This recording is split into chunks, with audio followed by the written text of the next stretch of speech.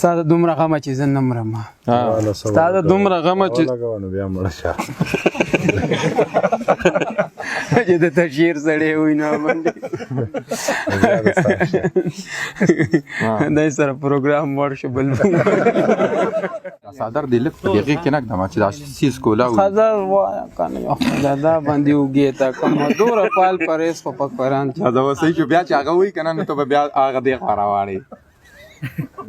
نه پاسمه چې پروګرام ته وړږي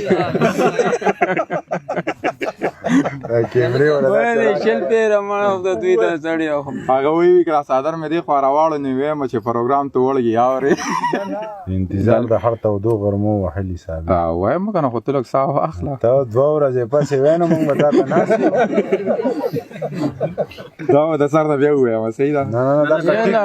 د بیا یو ته د سره که خوشابه وایم مړه نیازه که تا لندا وای چې واړه ولاړ یو خاندو مشابه دا وایي ذمهداري یم چې واړه خاندي مداري خو به دې بچې نه لګي مداري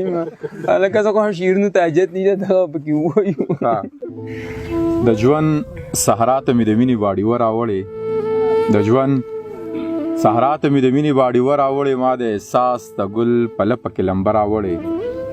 زه د مین زړه در ځانه بغیر نه پایم ما کله کله د جانان کلي ته شپه راوړې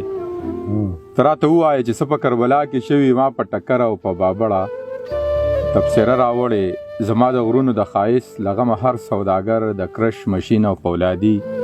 سپیناره راوړې زما د غرونو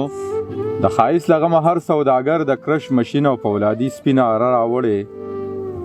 د لیونتوب د جنگ په زغره کې منغښت ایمان د سحر زمون له ملزان سره نیزه راوړې دغه سړی د محفل رنګ ته ګوري اوروي څه هم یې غزل راوړې هم یې قصیده راوړې دغه سړی د محفل رنګ ته ګوري اوروي څه هم یې غزل راوړې هم یې قصیده راوړې د انتظار د هړ تودو غربو وخلې ساویر د خپل ارمان د ونې سوري له دمه راوړې سلامونه ملګرو ستاسو ملګری نازک خان یم او راغلی یو خار باجوړ ته دلته زموږ ګران ملګري وقار ور ژوند کوي د هغه د کور والو دی کور ودان وي د هغوی د مشرانو موږ له ډېره مینه راکړله او څنګه چې موږ په دغې غزل کې د استاد صابر شعرونه په دغه کې یو شعر دغه و چې زه د مین زړه در ځانه بغیر نه پایم ما کله کله د جانان کلي ته شپه راوړې نو زموږ ډېر زیات ګران ملګري او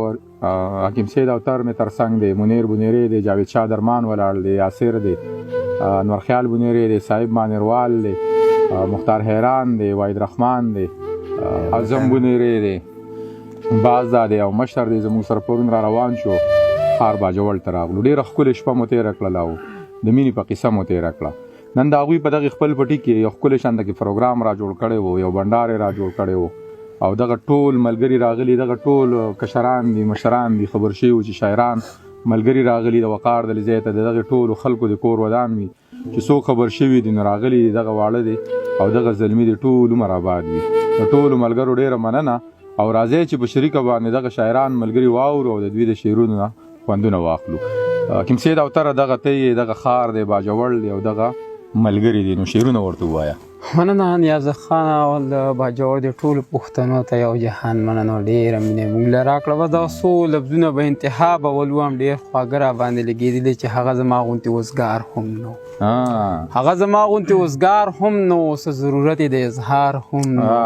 د ملاقات په خوږو نه پوهېدو موږ سره وخت انتظار هم نو ډېر ښه دی مننه چې د ملاقات په خوږو نه پوهېدو موږ سره وخت انتظار هم نو چاته قطار کې زلیخه ولاړه بعضې یوسف له خریدار هم واه ډېر ښه یاره دا بیا ووایه مننه چې چاته قطار کې زلیخه ولاړه بعضې یوسف له خریدار هم نو او دا د باجوړ د خاورې ته په پښتنه مینه چې ستاسو په مړو زیارتونه جوړ شو زموږ شهید له به مزار هم نو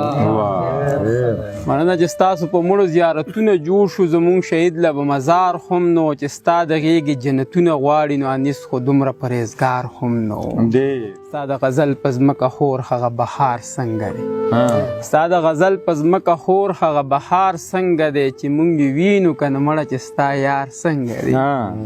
او د محبت ته برکته خو دنیا جوړه ده د محبت ته برکته خو دنیا جوړه ده په دې ګناه باندې فرهاد بیا ګناهګار څنګه دی